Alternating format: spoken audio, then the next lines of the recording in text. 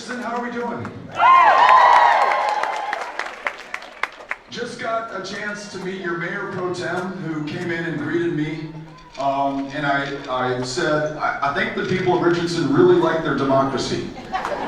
On a Tuesday morning, when you've got so much going on in your lives, your jobs, your kids getting ready to go to school, those teachers who are getting those classrooms ready, folks who are taking care of family members, just stuff that you've got to do. And you're taking some time out to be with us, all of us. Not to be with me, not to be with a given political party, but to be with all of us together right now. Yes, amazing candidates like Colin Allred, like Lori Birch, like those who are running for offices to represent you in these positions of public trust who are going to do such an outstanding job, but also one another, because our government is all of us. It's all of us. We're no longer going to say it's up to this gal or it's up to this guy. I'm going to vote for you and just don't mess this up, Beto or Colin or Lori. It's up to all of us. 242 years into this experiment that we started when we first declared that each of us were created equal.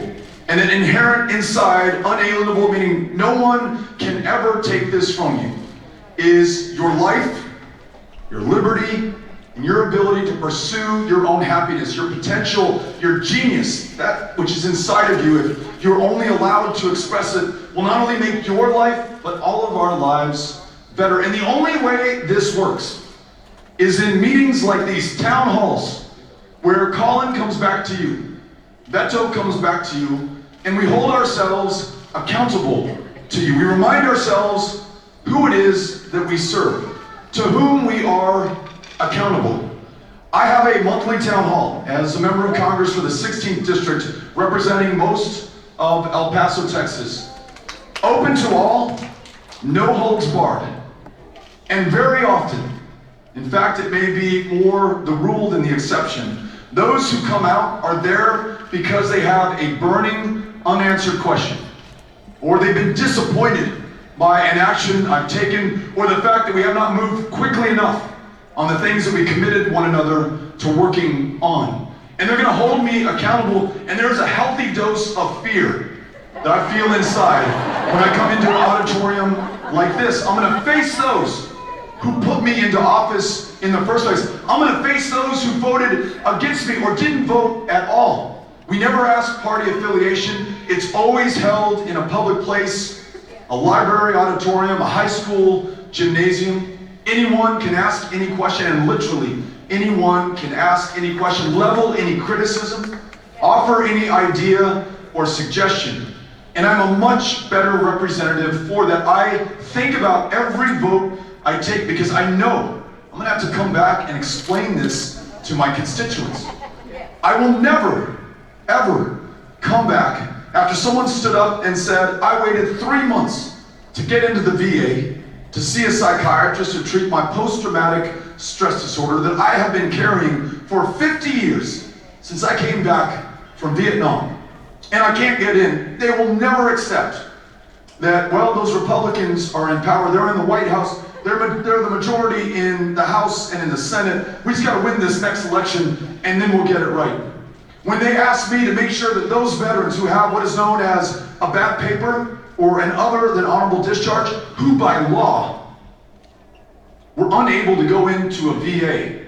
Think about that. 500,000 of your fellow Americans who put their lives on the line for this country, going all the way back to World War II, just as recent as Afghanistan, Syria, Iraq, Yemen, Somalia, Libya, and Niger, come back to this country, diagnosed with post-traumatic stress disorder, traumatic brain injury, military sexual trauma, because of the status of their discharge by law, can't set foot in that VA. And at a time that we have a crisis of suicide amongst veterans, 20 a day, every single day taking their lives in this country that they defended, they put that life on the line for in the first place. Among those veterans with bad paper discharges, the suicide rate is twice as high. So someone stood up and said, Beto, you are our representative. You sit on the House Veterans Affairs Committee. We want you to fix this.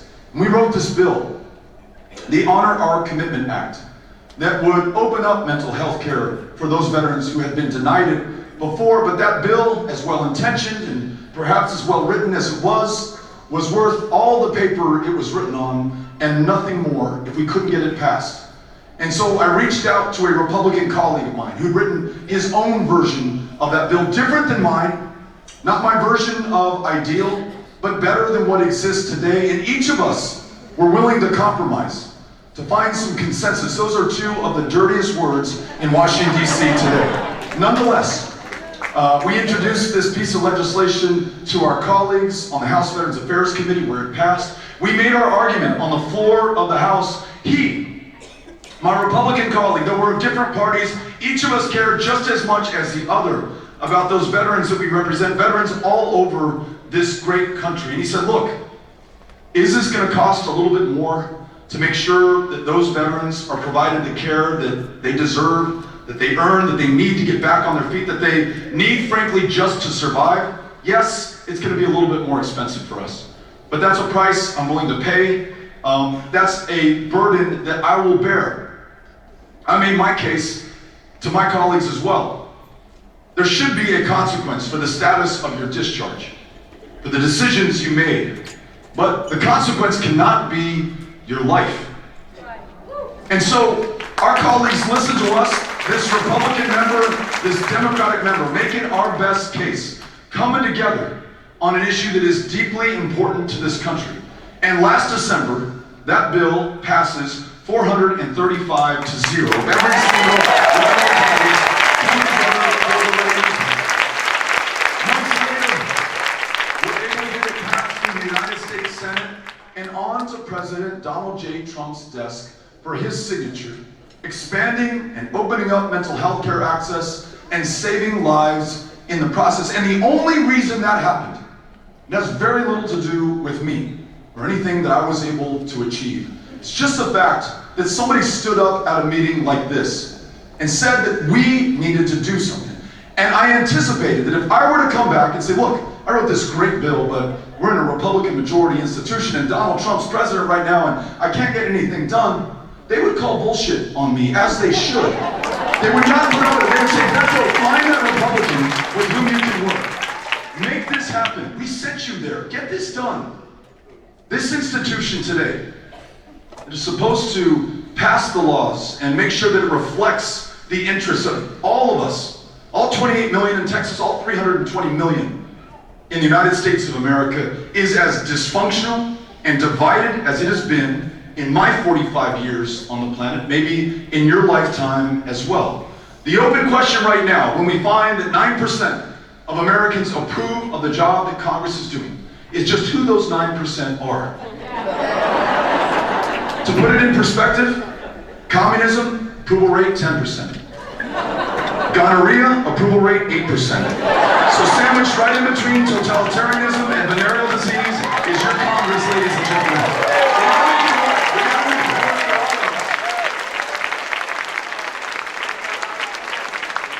And so, I say that to say not only will I come back here as your senator and be held accountable by you, answer your questions in this very same auditorium. Not only will we continue to campaign where we go to every single community, regardless of how red or how blue, how independent, how non-voting, I will make sure that as your senator, we always find a way to work with anyone, anytime, anywhere on the issues that are most important to us as a country.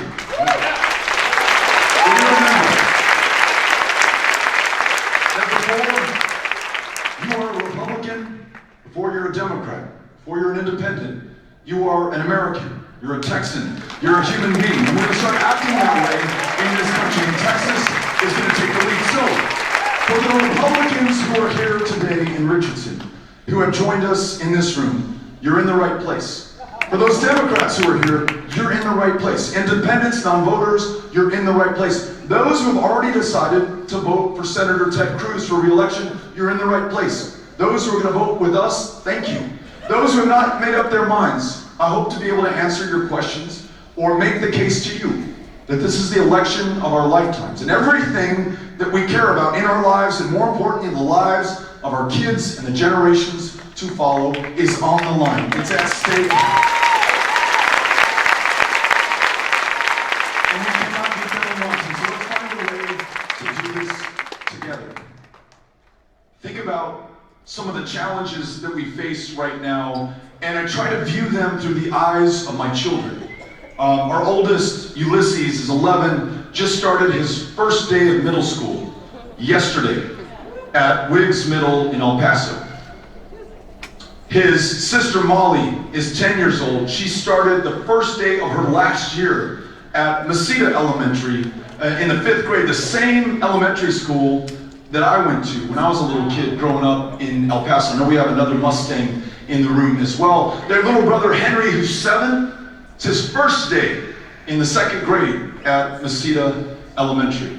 We know, and Amy anticipated this before I did, that sooner or later, sooner rather than later, those kids are going to ask us what we did in this year, at this moment. A moment of truth, a test that I've never seen this country face, not in its modern history, about who we will be. This country has come up against other challenges and tests and moments of truth in the past. Sometimes we passed, sometimes we made us proud, sometimes we failed. When I look at this moment through the eyes of the future, our kids, our grandkids, the generations that follow us, I wonder what they will say, what they will see.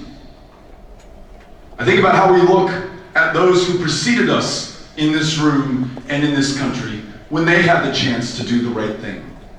I've shared with some of you the story of the St. Louis, which in 1939 left the port of Hamburg in Nazi Germany with 913 Jewish refugees bound for Cuba, which, as that ship with those refugees, those children, those women, those men crossed the Atlantic, Cuba changed its asylum laws so that when the St. Louis tried to dock, those passengers could not disembark.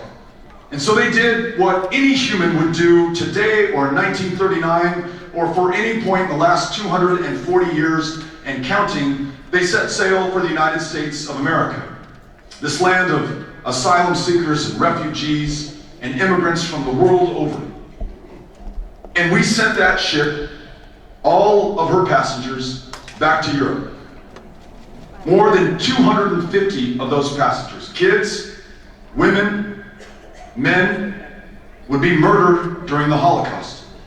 To a person, we would like to think if we were there in 1939, if we were in a room like this one, if there was a member of Congress or someone who aspired to serve us in the United States Senate, this would be the thing that we would hold them accountable for. Though this was a decision of one man, Franklin Delano Roosevelt at that, to send that ship back, that is a stain that in some way still defines this country, at least at that moment. And we remember it today as we think about the fact that at this very moment, while we are in this air-conditioned auditorium, there are hundreds of children who are in a tent city in Tornillo, Texas, in the middle of the Chihuahuan Desert, who do not know when or even if they will ever see their parents again. Parents who traveled 2,000 miles. They left the deadliest countries in this hemisphere, if not in the world, to bring those children to safety, to do what any human being in the same position would do. And Amy and I have thought about this and tried to put ourselves in their shoes and have said we would do the same thing if Ulysses and Molly's and Henry's life was at stake. We travel by foot, as many of these asylum seekers have done. We travel by train, on top of a train known as La Bestia, literally riding on the roof, not inside, coming to our front door at the Texas-Mexico border, seeking salvation, safety, refuge, asylum. And because of one person, our current president, 100% of those parents had their little children, their babies, taken from them.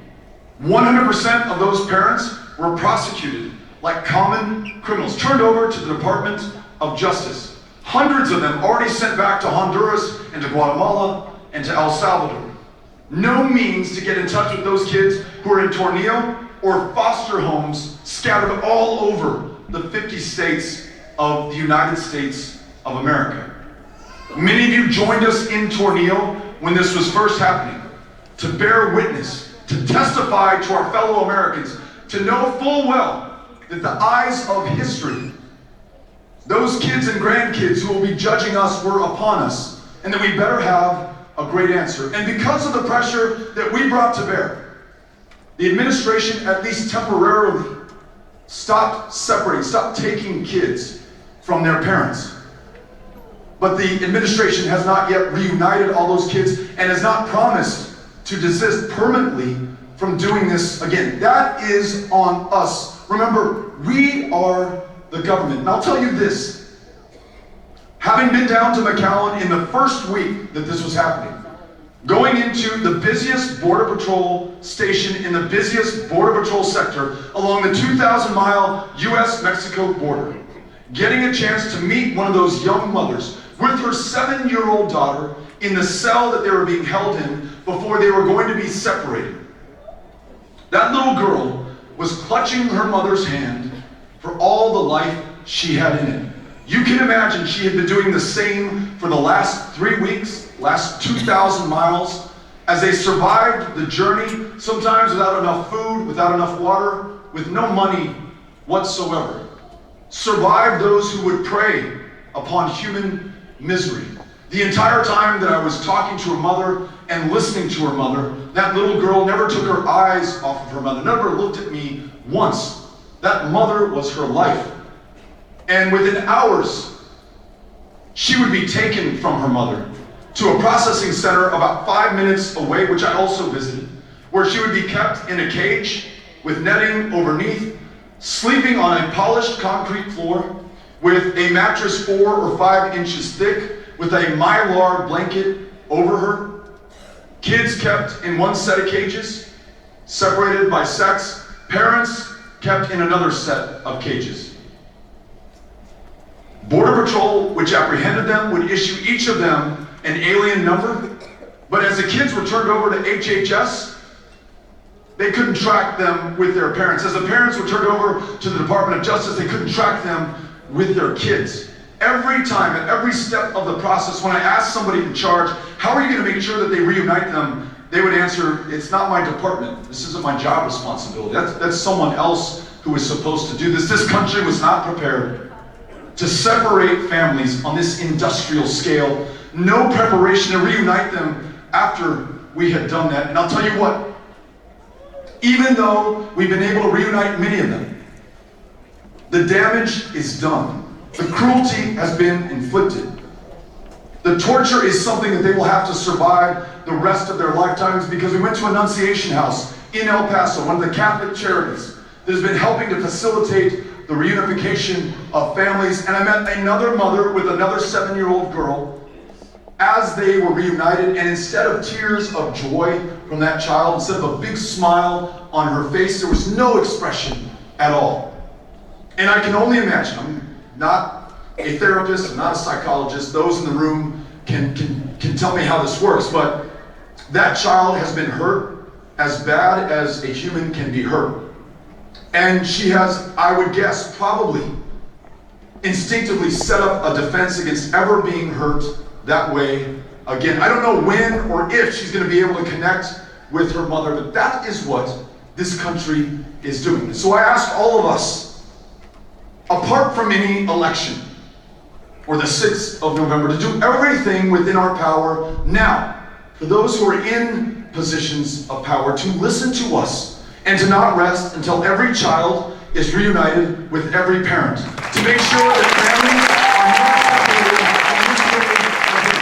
And we know to our best efforts to our promise to one another and to the people of the world. That's our opportunity right now and right here. That's why Amy and I made this decision to run, knowing full well we would not see each other for the better part of 2 years. I wouldn't be there yesterday when Ulysses and Molly and Henry began their first day of school. There's something far more important that we have to be about at this moment. No pressure, Richardson, but the country is counting on us, and we cannot fail her at this moment. In this election. And whether it's making sure that we honor the asylum laws that we already have on the books, which these families are just trying to follow, or that we dispense with the ideas of 2,000-mile walls, or militarizing the border, or deporting dreamers, and replace that with something that we are for. We cannot be against, we are for. We are for rewriting our immigration laws in our own image to reflect who we are, to do so in a way that betrays our confidence and our strength, the big heart that we have, the understanding that in doing so, life will be better for those immigrants, but life will be great for everyone else. When dreamers no longer fear deportation, but are made U.S. citizens so that they can contribute to their full potential, dreamers who are already today teaching and classroom serving in the United States military. No stopping them or us when they can live to their full potential. Those parents of those dreamers, the original dreamers, not being deported as the price of doing the right thing, making sure that we keep family-based migration so that families can be together, they can be strong, and that everyone within that family can continue to contribute to this country's greatest. We are the most diverse state in the most diverse country in the world today. This is our opportunity. We should cede this pride of place to absolutely no one. We should take the lead, and this can be something that we are for, just like Colin pointed out.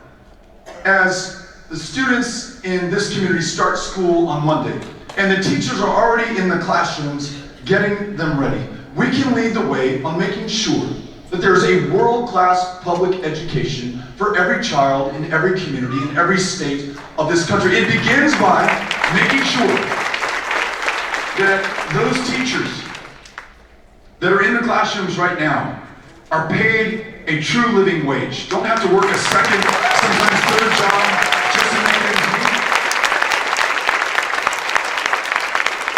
Those teachers can teach to a child, not to a high-stakes, standardized test. Those teachers,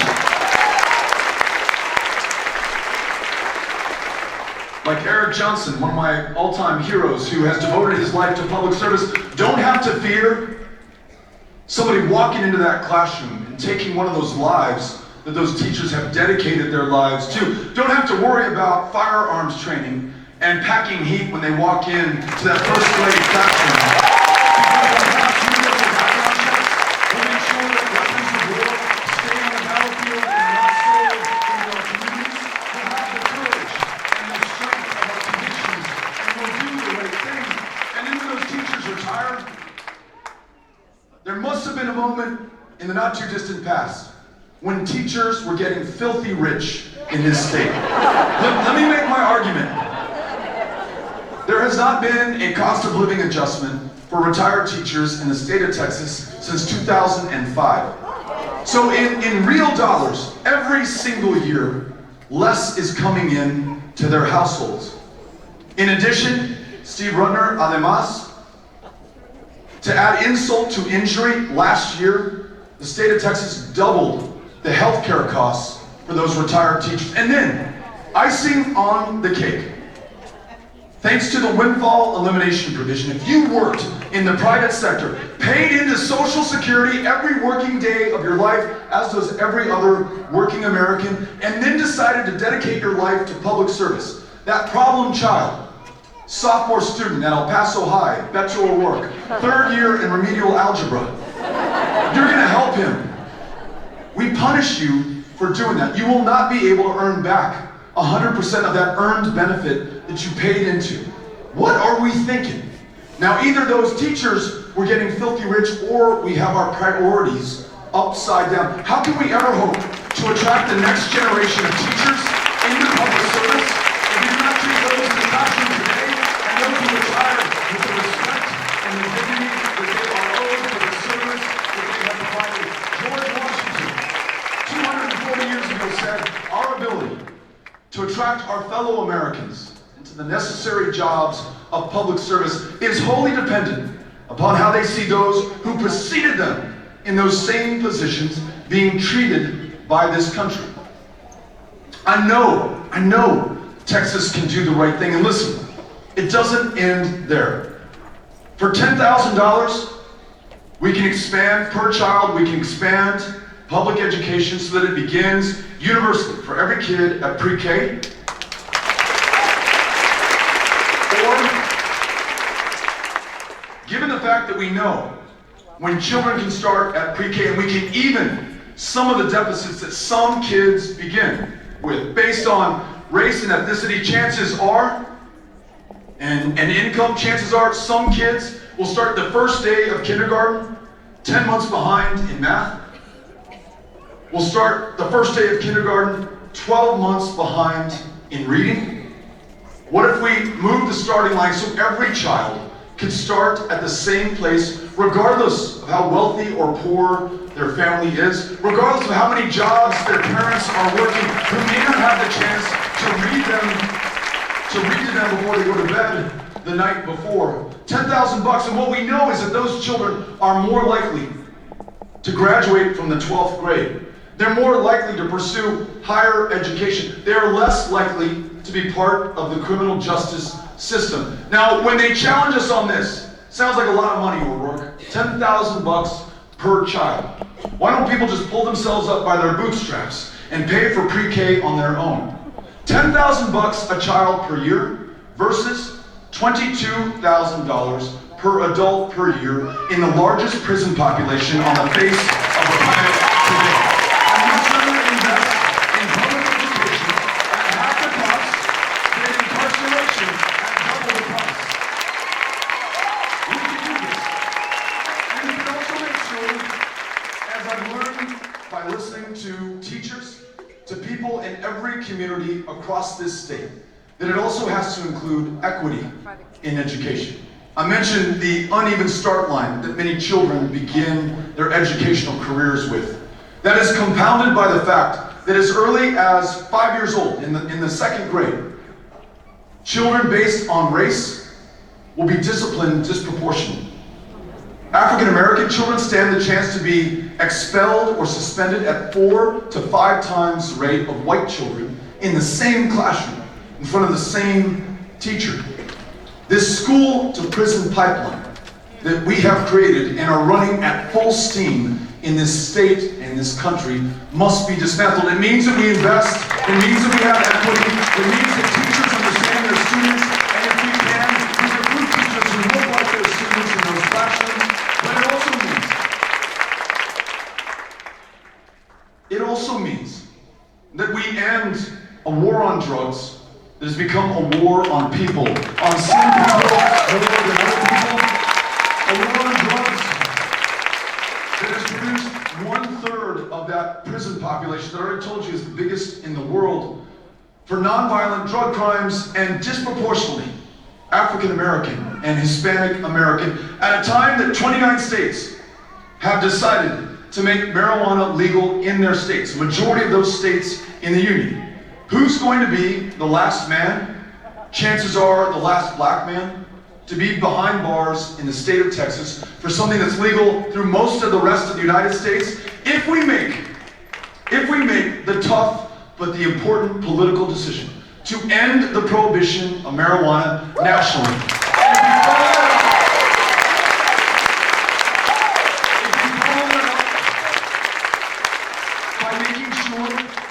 That we expunge the arrest records of those who are arrested for possession of marijuana. We get more people back to work.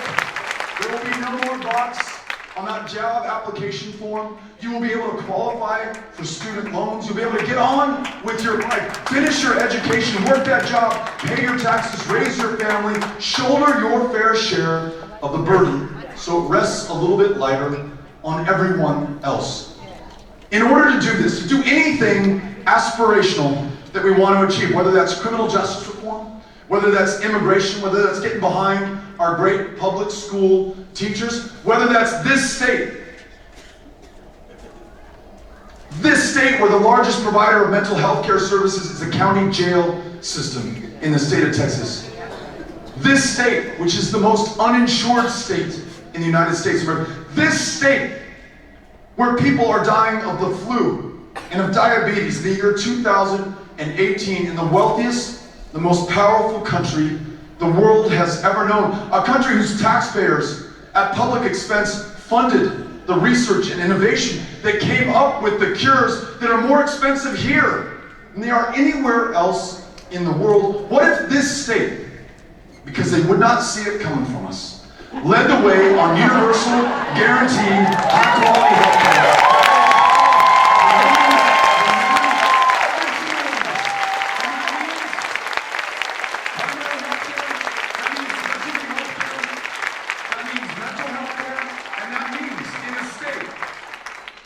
That is the epicenter of the maternal mortality crisis, a state that closed down more than half of its family planning clinics, making it that much harder for a woman to get a cervical cancer screening, to get family planning help, to see a provider of any kind. This state that is losing women faster than almost any other state or any developed country in the world. Twice as deadly to be here as an African-American woman than as an Anglo-American woman. What if this state also decided, when we say universal health care, that means universal health care for women and women's ability to make their own decisions about their own lives.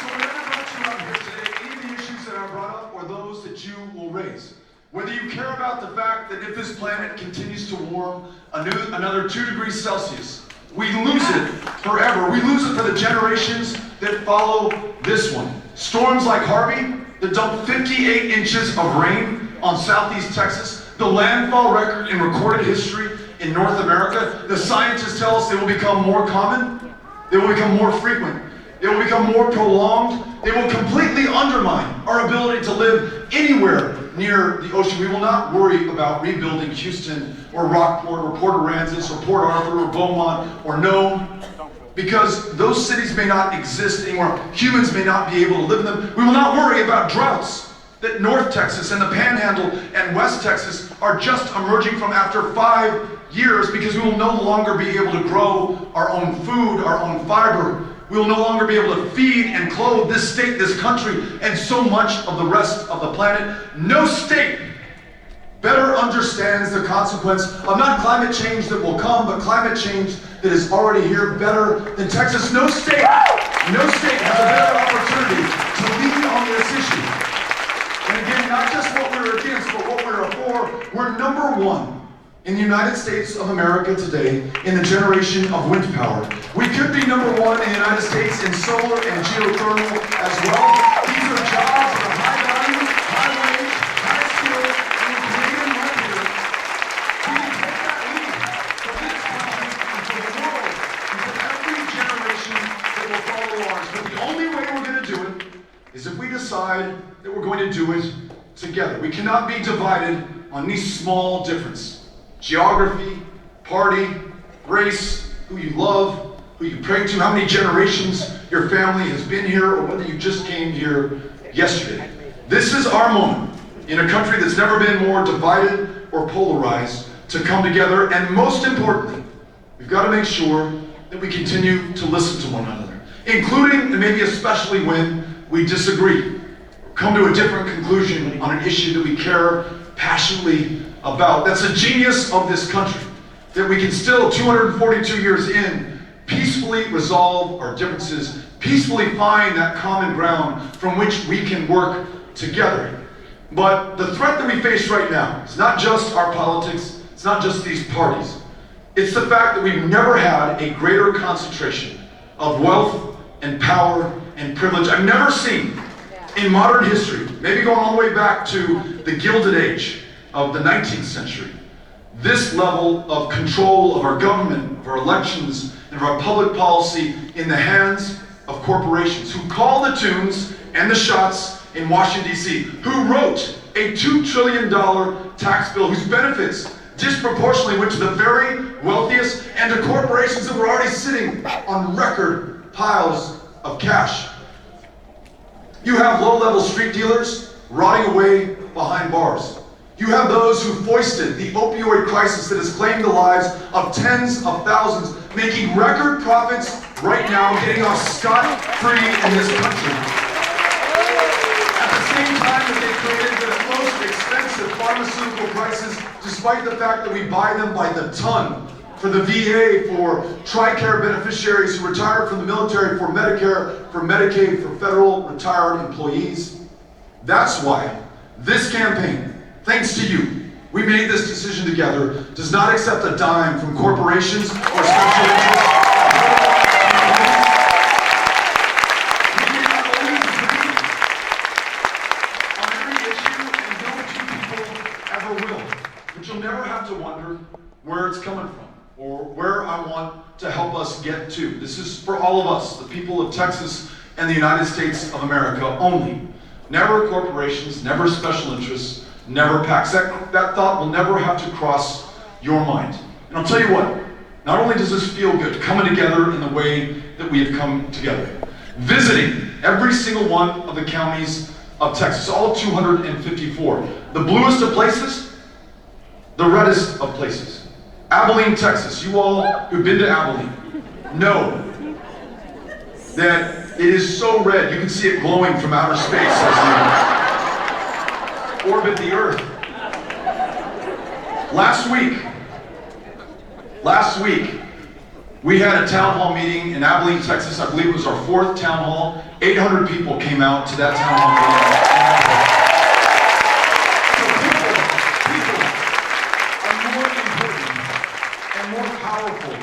In corporations or special interests or PACs, but it doesn't just feel good here in Richardson or there in Abilene or in any of the counties that we have visited. It's also, I'm confident of this, the way to win.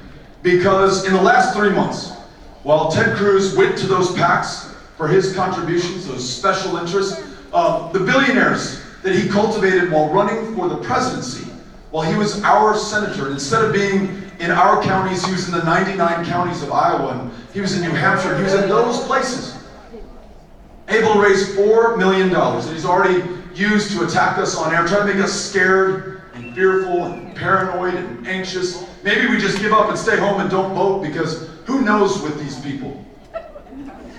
To his $4 million and those scare tactics, you and I, without a single dime from PACs, with an average contribution of $33. To his $4 million, we raised $10.4 million.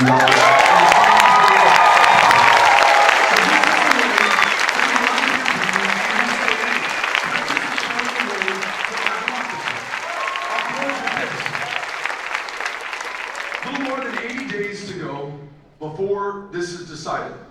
Our future, our fortune, the fate of this country, it's in our hands, it's on us right now. We know we are within contention. Whether you believe the poll released last week that says we're 6 points down, or you believe the poll that was released last week that says we are 2 points down, we are within distance. And we can pass the sitting junior U.S. Senator, but it's going to be on all of us. There is no TV ad that we can run that will win this election. There's no radio spot that you could hear that's going to convince you to do this. It's going to be people to people, human beings to human beings, eyeball to eyeball, at your front door. And those of you who have blocked blocks, who've canvassed for this campaign, for Colin or for any of these other great candidates, know that it's not always easy. These can be inconvenient, uncomfortable, sometimes really awkward conversations. Sometimes people don't want to see you, sometimes they don't answer their door. But when you connect, it's beautiful. And that person at that door will never, ever, for their life, forget the fact that you showed up in person and from your heart shared why this is the election of our lifetime and why you want to invite them, regardless of party or anything else, into this campaign. Knocking on doors, making phone calls is not for the faint of heart. But neither is this moment or this country. This is for the bold, this is for the brave, this is for all of us. So if you want to be part of this, I would love to have you on our team, knocking on doors and making phone calls for the next 80 plus days so that we can celebrate on the 6th of November a victory for Texas and for this country.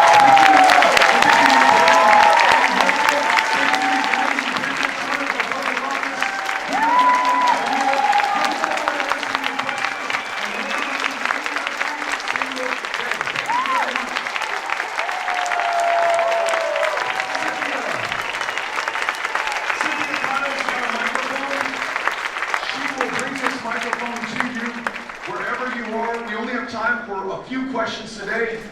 Cynthia, in a very nice way, said I spoke for far too long, but we're going to get as many people into the conversation as we can. Cynthia, turn it over to you. Here's our first question. Hi, I'm Daphne. And I'm Sarah. I'm Sophie. And we are high schoolers, and we want to do everything we can, and we know that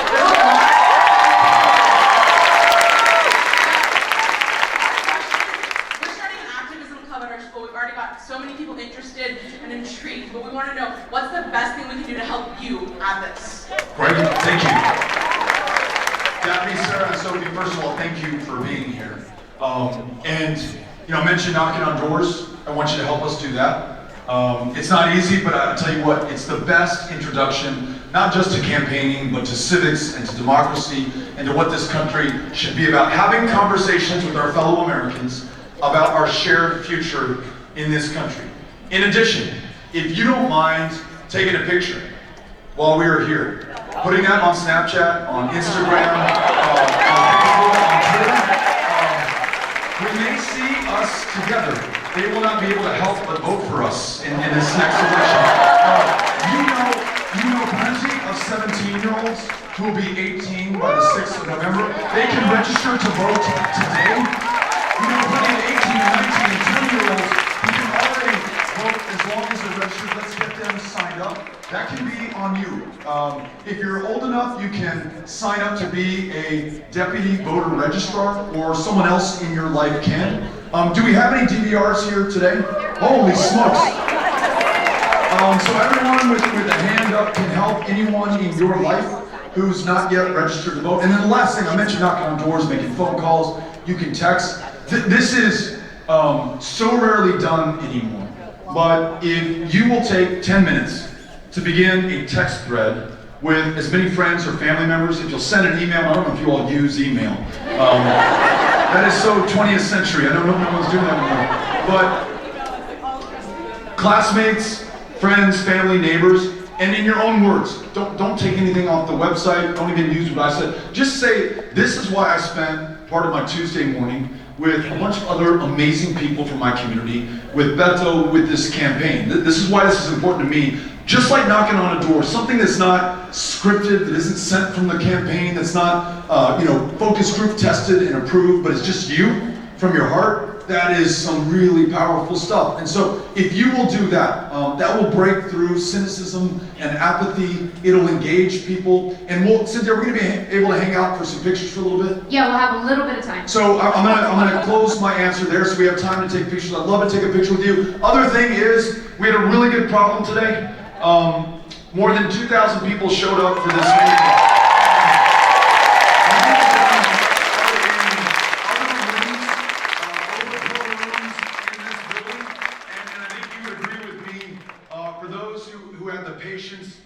We're not able to be here, but stayed nonetheless. We want to make sure that we start our pictures with those outside these walls, and then we'll either come back in here or Cynthia will give us guidance. Thank you all for being here. We really appreciate it.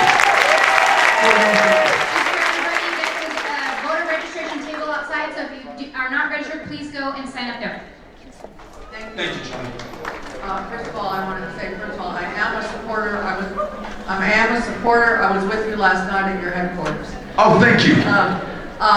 So I have a question. I know that the Cruz campaign is planning to use your prior vote against the Iron Dome initiative against you. So I'd like to know whether you have changed your position on that. If so, why? If so, how? And what your current position is on the support of ongoing Iron Dome funding from the U.S. government, and your current position on the support of U.S. funding for the state of Israel in general. Thank you. Thank you, and thanks for being with us last night as we opened up our campaign headquarters in South Dallas. Thanks to everyone who was there. Iron Dome, just to bring everyone up to speed, is a missile defense system that we, the taxpayers and the U.S. citizens, work with Israel to set up to guard that country against missiles that rain down on it from Hamas in Gaza, from Hezbollah in Lebanon, that protect those people who are the democracy of the Middle East, who are our strongest partner to whom we every year commit billions of dollars in aid, to make sure that that country can continue to exist, knowing full well that there are threats, existential threats, that have been arrayed against it in the past. Also, to make sure that we work with Israel and others in the region to pursue peace and a two-state solution. Now, those are our priorities. I support Iron Dome because it saves lives. It's been proven to do that. There's a question about a specific vote when, in addition to the support I'd already voted for Israel, we were asked to commit another $250 million. There was no debate. There was no discussion. There was just, here's $250 million. Let's vote for it and go home for the summer.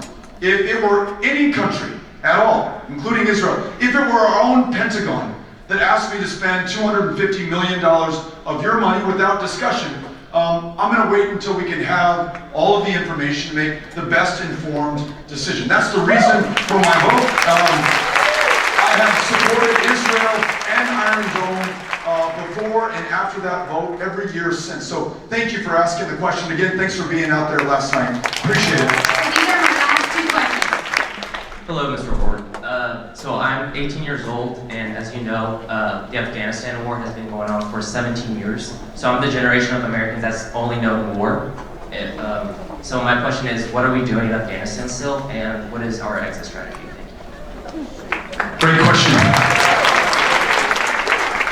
A few Thanksgivings ago, I got to be in Afghanistan with service members from Texas, eating lunch, eating dinner with them, finding out about what they do in their units for this country.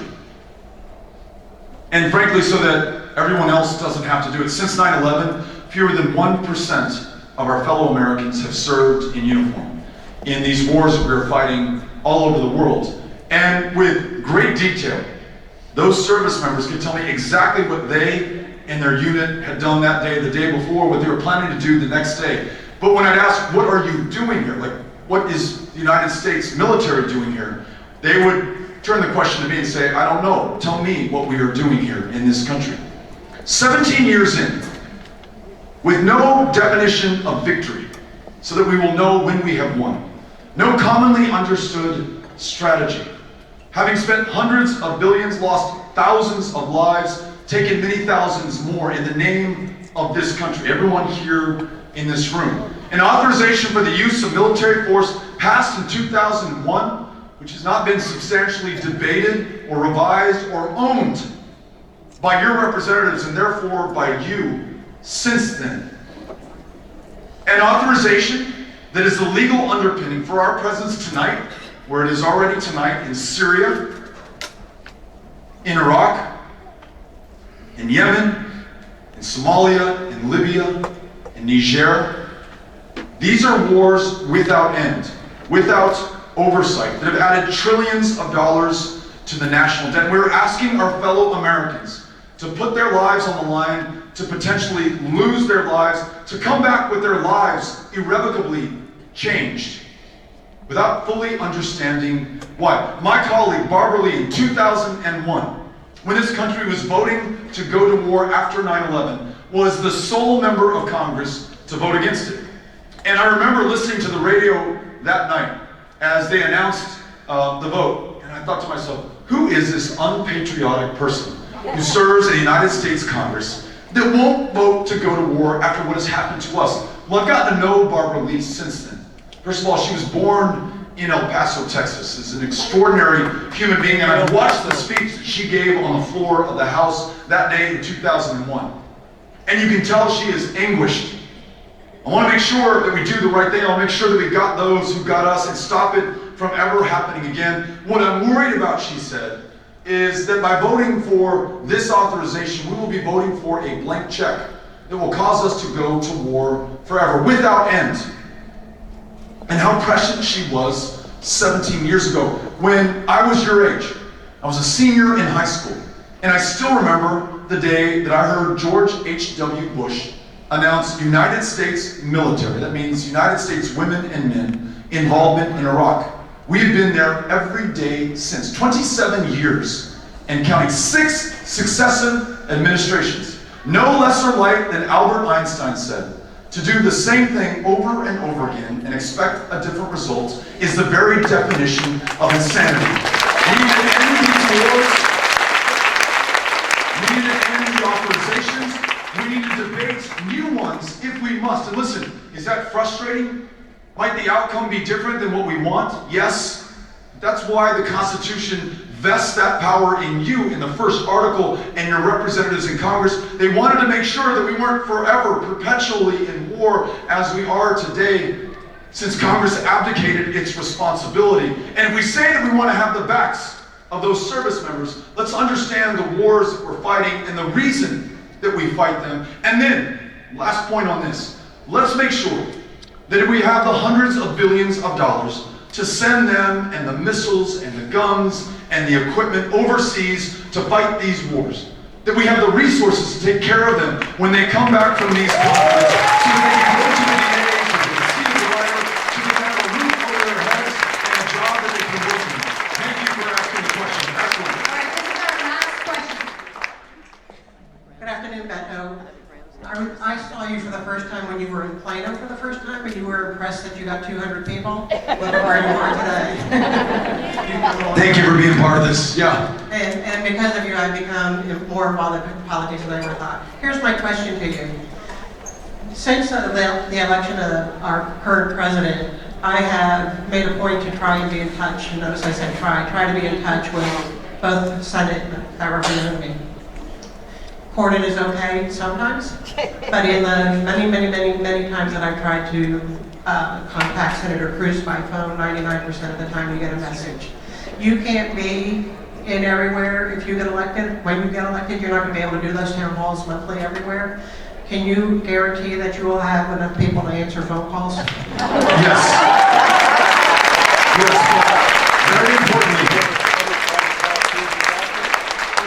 First of all, thank you for the question, and the answer is yes, but very importantly, do not let us off the hook with that. It's critical that the phone calls are important.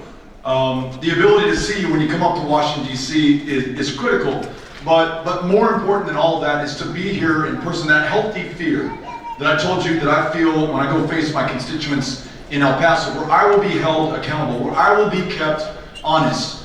We need to do that, and you've seen this, right? I hope we have proven our resolve, having visited every one of these 254 counties, having town halls in every place, not screening me into questions, as you can tell. That is fundamental to this democracy continuing to work. And 242 years in, nothing guarantees us a 243rd or a 244th. That's up to us. You can't elect someone in and they're just going to make it happen. You can't elect a bunch of people in and they're just going to make it happen. Government is all the time, every single day, we have to be engaged. The pillars of our democracy. It could be the courts and the judiciary, which by and large are still working, thank God. It could be the press, not the enemy of the people. The best defense against tyranny. But it also has to be our constituents. It has to be our constituents, regardless of who they voted for or whether they support us still.